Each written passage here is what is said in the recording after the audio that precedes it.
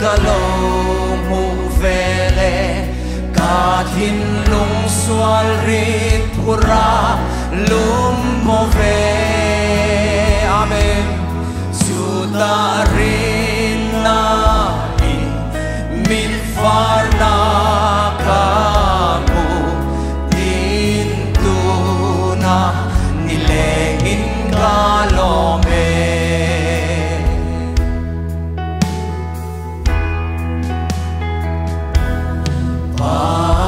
Patian iswa amin ka aming sau karinga amin sau karinga aman min timual paulovang amen iswa hiring la timual pau ngai to lo se ni hallelujah amen abe se no amen hallelujah cross akan engkalo mung vele katin lung swal rit pura lumpo ve sutarin na mit varna kamu din tu na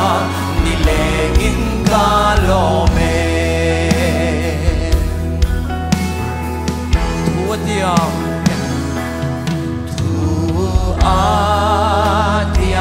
lungpun nangin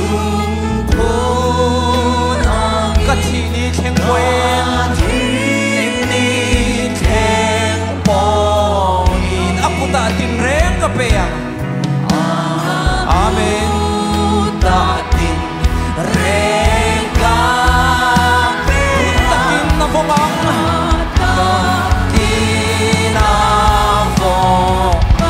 takin na bomang hallelujah cross akan engkalo mung vele katin lung swal rit pura lumbo ve sutarin na mit varna kamu din tu na nilengin kalome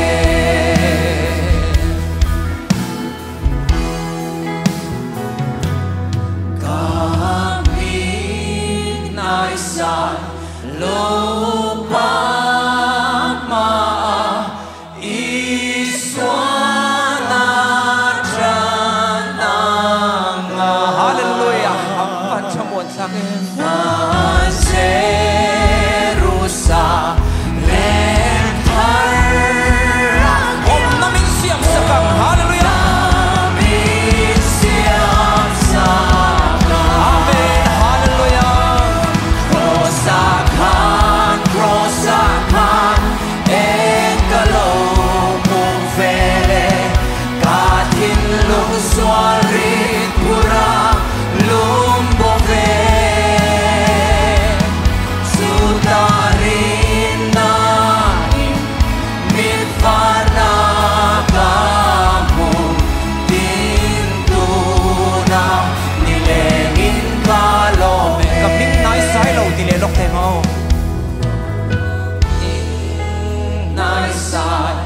lupa ma iswana jananga van Jerusalem tarakia amen Jerusalem tarakia om namin siyam sakang hallelujah amen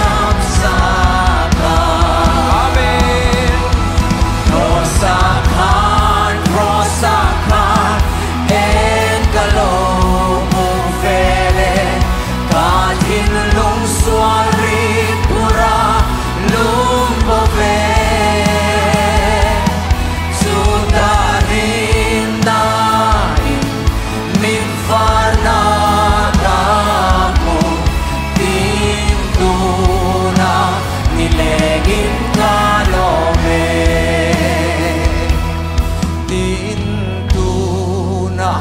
nilengin kalome